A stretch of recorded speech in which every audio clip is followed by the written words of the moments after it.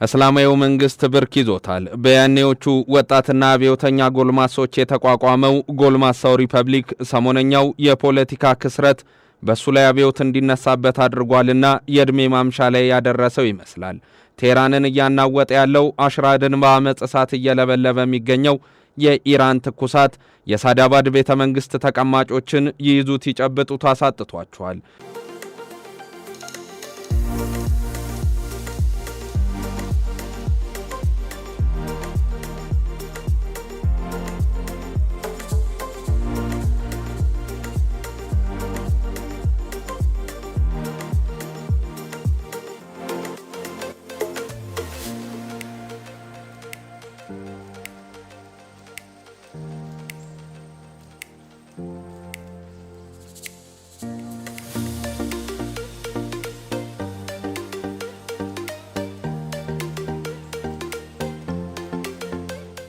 የመካከለኛው ምስራቅ ፖለቲካን ካለኔማን ሊዘውረው ያለችው የአንድ ወቅት የሪያድ ኢምሮች ተቀናቃኝ ደግሞም በአክሲስ ኦፍ ሬዚስታንስ ፖለቲካ የሂዝቦላ ሐማስና ሁቲ ስንቅ አቀባይና አንጋሽ መሆኗን የምትገልጽ በእጆቿ የተሰሩ ሰው አልባ አውሮፕላን ወይም ድሮኖች ለጄኔራል አልቡርሃንና ሐምዳን ዳጋሎ የስልጣን መተላለቅ እንደ ዋና ግብዓትነት ያገለገለ እስራኤል የተባለች ሀገር ከዓለም ካርታ መፋቅ አለባት ሲሉ ድንቅፍ የማይላቸው መሪን የያዘች አሜሪካንን እንደ ሴጣን የሚቆጥረው ፖለቲካዋን ተጠቅማ በሞስኮና ቤጂንግ ደጅ ሞገስ ለማግኘት የምትታትር ህዝቧን ከዲሞክራሲ አርቃ ስቅላት የተባለን የአሙራቢ ህግ ዋነኛ የወንጀለኛ መቅጫ አድርጋ የምትተገብረው ኢራን ሰሞነኛ የወጣቶቿ ተቃውሞ ግን የምትቀለብሰው አይመስልም።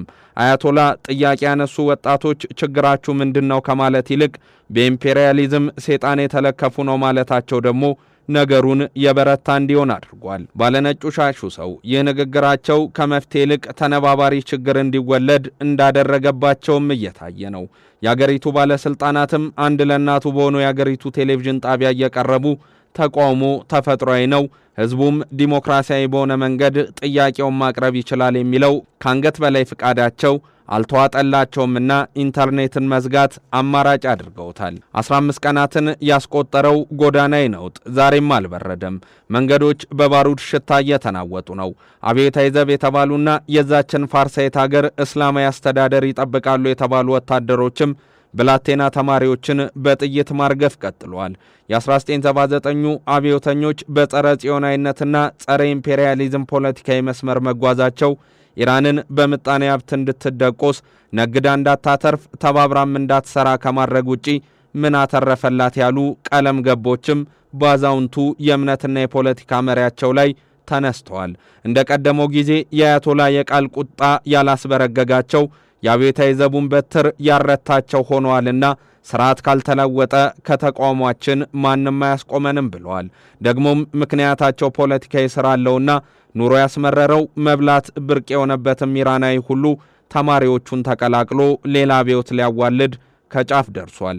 በአገሪቱ ቁጥር 1 ከተማ ቴህራን በሚገኘው ናቅሽ ጃሃን አደባባይ የሰርክ ተቃውሞን እያቀረቡም 2 ሳምንታትን ዘልቋል።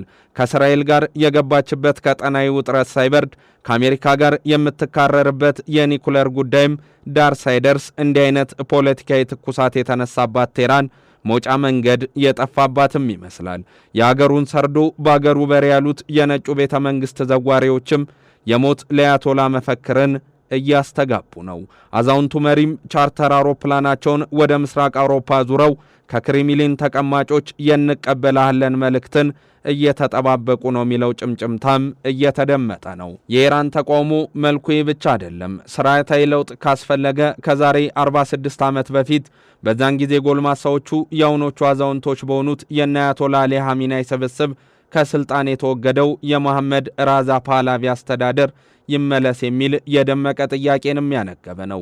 ለዚህ ደግሞ ዶናልድ ትራምፕ ከስራቸው አድርገው የሚንከባከቡት የንጉሱ ልጅ ሬዛ ፓህላቪ አለው እያለ ነው።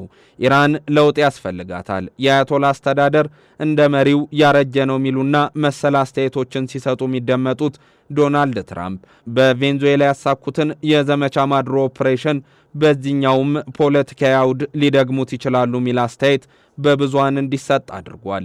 አንዳንዶች ደግሞ ከዓለም የኃይል ሚዛንና የፖለቲካ የበላይነት አንጻር ነገሩን ይቃኙታል።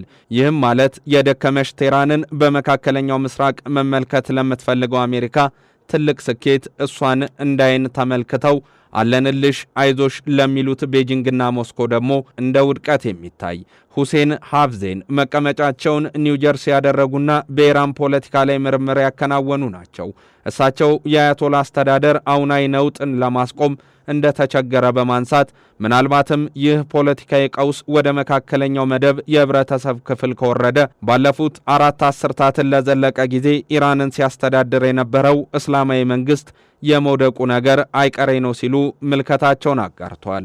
በካሊፎርኒያ የዓለም አቀፍ የደህንነት ትምህርት ቤት ተመራማሪ የሆኑት ፕሮፌሰር አፍሻን ኦስቶቨር ደግሞ ለታይም መጽሔት ሐሳባቸውን ሲያዋጡ ሰሞነኛው የዛች ሀገር ችግር ከአያቶላ የሥርዓት ግትርነት ጋር የሚያያዝ ነው ይላሉ። ከ1979 አብዮት በኋላ በምዕራባውያን ጠል የፖለቲካ ንፍቅ ውስጥ የተሰራው የአገሪቱ ፖለቲካ በሁሉም አውድ ኢራን የተገለለች እንድትሆን አድርጓታል በማለትም ይህም በግትርነት ከተተበተበው የእስላማዊ አስተዳደር ውቅር የተወለደ ምልከታ ነው ይላሉ። የዋጋ ንረትን መቆጣጠር አለመቻል፣ አማራጭ የምጣኔ ሀብት መንገዶችን አለመጠቀም ሲዳመርበት ደግሞ ዛሬ ሀገሪቱን እንደ ጎርፍ ላጥለቀለቀው ነውጥ ልከኛ መነሻ ሆነም በማለት ሐሳባቸውን ያጠናክራሉ።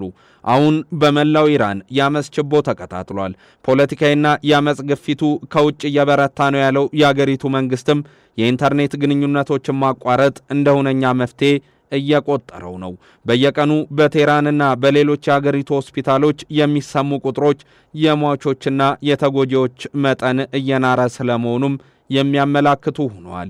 የአሁኑ ተቃውሞ ከ40 ዓመት በፊት ከተደረገውና ስርዓትን እስከ መለወጥ ከደረሰው አብዮታዊ ነውጥ ሁሉ የባሰ ስለመሆኑም እየተነሳ ነው።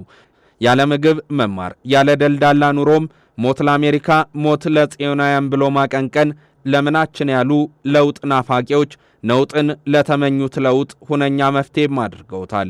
ያቺ የሂሳብ ቀመርን በሕዝብ ያስተዋወቀች በጥበብ በአመራር ዘዴና በገናናነት የፊት አውራ የነበረች ደግሞም በከረረ እስልምና አተያይና በተዛባ የልዑላይነት ትግበራ በምዕራባውያን ጥርስ የተነከሰባት የኒኩለር ማበልጸግ ሂደቷ በምዕራቡ የጎሪጥ እንድትታይ በሌላኛው የምስራቅ ጎራ በፈገግታ በርቺ ያስባላት ወዳጆቿ ጠላቶቿ ደግሞ የወዳጅነት በራቸውን የከፈቱላት ከሞት በተረፉና በአንድ እጃቸው ትዕዛዝን በሚያነብሩ መሪ የምትተዳደረው ኢራን ዛሬ መብት ጠያቂ ስርዓት ቀያሪ ወጣቶቿ የዳግም አብዮት ችቦን እያቀጣጠሉባት ነው። ነገስ ምዕራባውያን እንደ ከፍተኛ ድል የሚቆጥሩት የዘመናት የአያቶላ ቆይታ አክትሞ አዲስ የፖለቲካ አየር የሚነፍስባት ወይስ የተማሪዎቿን ድምፅ አፍኖ ራሱን በመንበሩ የሚያጸናውን እስላማዊ አስተዳደር በቀጣይነት የምናይባት? ከሰሞኑ በዛች ሀገር ብዙ የምንመለከት ይሆናል።